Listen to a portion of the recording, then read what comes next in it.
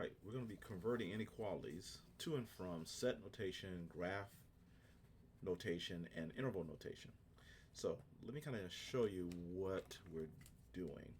Let's say we're looking at numbers on a number line, and I was interested in the numbers 5, 6, 7, 8, and on. All the numbers here. I can demonstrate that by saying I want all these numbers. Let's call these x. So I want x to be greater than or equal to 5.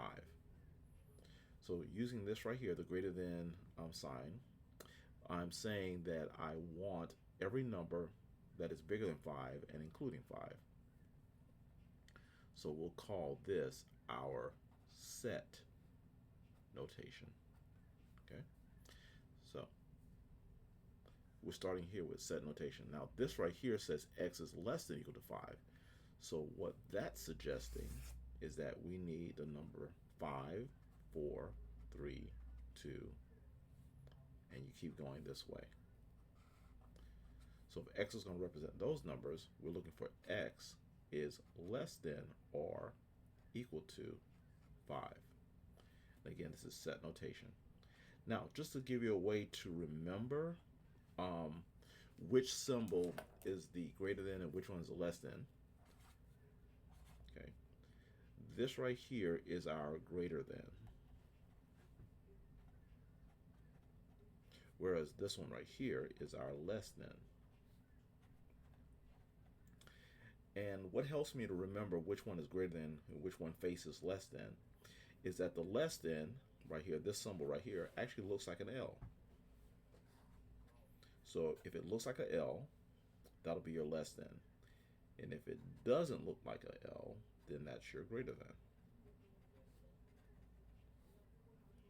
L shape, less than. Okay. Now, to describe the direction that numbers are going in, we have three languages. The first language I just showed you is the set notation language. Okay, so let's call that the English language. Now, I can take the set notation right here, and let's say the same thing in another language. Let's use a graph. So as a graph, this would be at 5 and all the numbers to the right of 5. This right here is our graph notation. So let's say this is Spanish. We have English, we have Spanish, but it's all saying the same thing.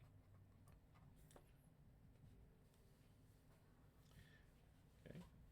And lastly, and also because of the equal sign that includes 5, we close in the dot. And let's say we had, let's go for interval notation. Interval notation would be 5 on to positive infinity. Positive infinity on the right side simply means your graph is going to the right. Now, since we're including 5, we're going to use a bracket. The bracket means we include 5. Infinity always has a parentheses, no matter what. Okay, because infinity is never included, because we never stop at infinity. If you stopped at infinity, then it wouldn't be infinity. Okay, so this is our interval notation. Interval notation. Okay, so let's change things a little bit. Let's say we have x is less than 4. Okay, this is set notation.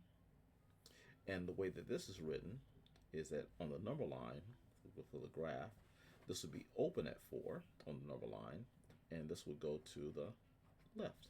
Okay, because we need all the numbers that are less than 4. Numbers like 3, numbers like 2, 1, 0, -1, keep going. So this is the graph of it, or the number line representation. Now, the interval notation of this would be 4 on the right side. And going back, since we're going backwards, we represent that by negative infinity. That means we're going to the left. And because we're not including 4, there's no equal sign here, or line here, we use open circle, and we also use parentheses for interval notation. And infinity always uses in parentheses no matter what, okay? Because we're not going to stop. It wouldn't be infinity anymore. All right, so we have set notation, graph notation, and interval notation here. And the idea is to be given one of these and to develop the other two. So let's take a look at that. So right here, we have x is less than or equal to 5. This is our set notation. So the graph notation will be for this, will be a dot, closed dot, right at 5, okay? And then this is less than or equal to, so this is going to go to the left. Now, give you a little clue of which one to use.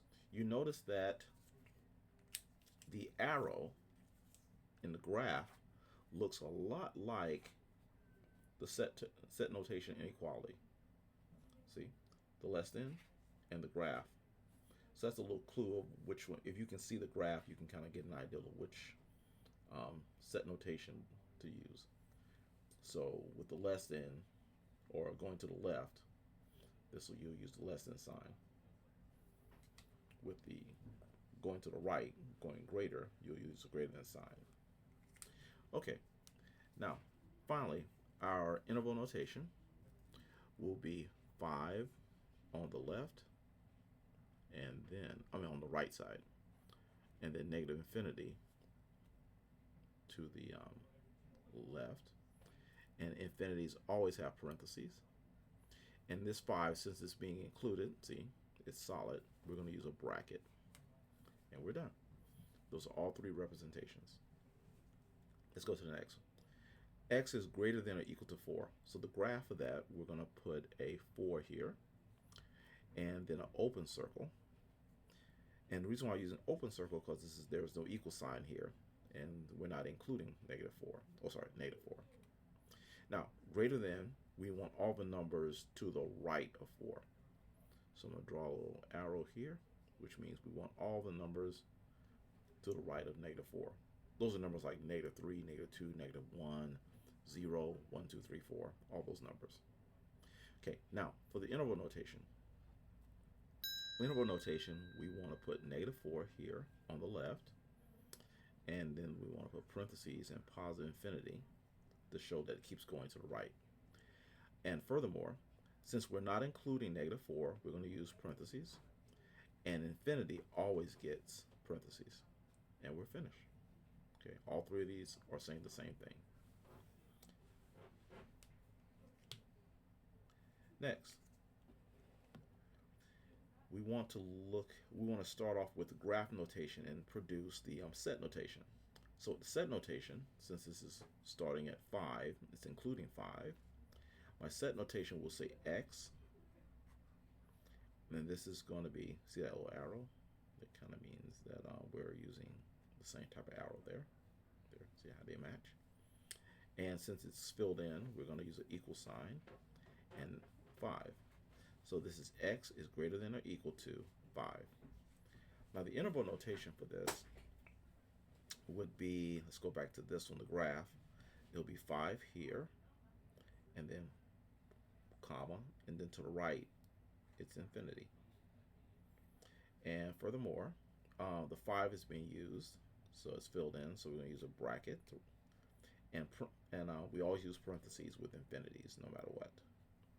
Okay. And then lastly, let's go here. We have a graph again, and we want set notation. So, and this is going to be at negative 4. So we're going to start off with the x for set notation. And you see that the line is kind of going this way. So we're going to use a less than sign. And the negative 4 is not filled in, so we're not going to need the equal sign. We'll put in negative 4 itself here, and we're done. This is set notation. Finally, interval notation. We see to the left here, it keeps going forever to the left, so we're going to use a negative infinity to represent the left side that it keeps going. And then we're going to go no further to the right than a negative 4. Furthermore, infinities, we always use parentheses. And this negative 4 is not included. See, this is open circle. And so there's no equal sign. So we'll use parentheses, which means we're not including negative 4. We can use negative 5, negative 6, negative 7, but we just can't use the negative 4.